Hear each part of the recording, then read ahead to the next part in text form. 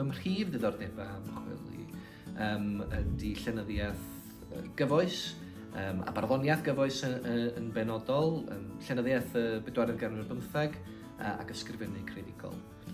O ran llenyddiaeth ddiweddar a chyfoes, a barddoniaeth yn mynd am ymryd i, mae gen i ddiddordeb yn y sîn farddol gyfoes a'r ffordd yma'r sîn honno wedi newid a datblygu dros 10 mlynedd ar 20 diwethaf yma, a'r syniadau sydd yn clwm wrth y sîn fywiog yna.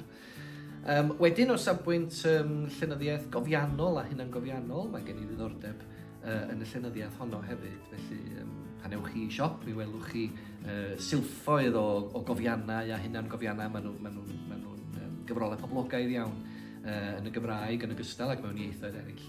Ac felly mae gen i ddiddordeb mewn astudio sut mae llenorion yn mynegu'r hunan, neu sut maen nhw'n cofnodi bywyd rhywun arall. Ac yn holi'r cwestiwn beth ydy rôl y dychymyg gyda chyfrolau sydd fel arfer yn cael ei gweld fel cyfrolau ffeithiol ynde.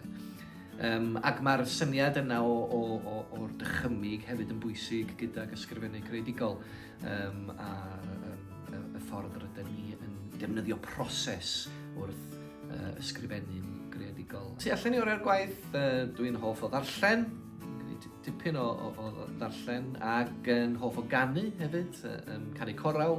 Dwi'n aelod o Barti'r Efail yn Efelyso, ger Pontypridd, ac yn canu cerdant a canu yn Gwerin gyda'r rheini.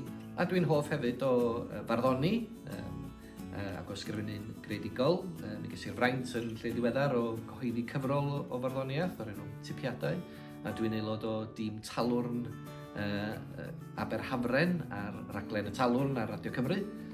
Ac wrth gwrs mae bod yn dad i 2 o blant yn yng nghadw fi'n brysur iawn.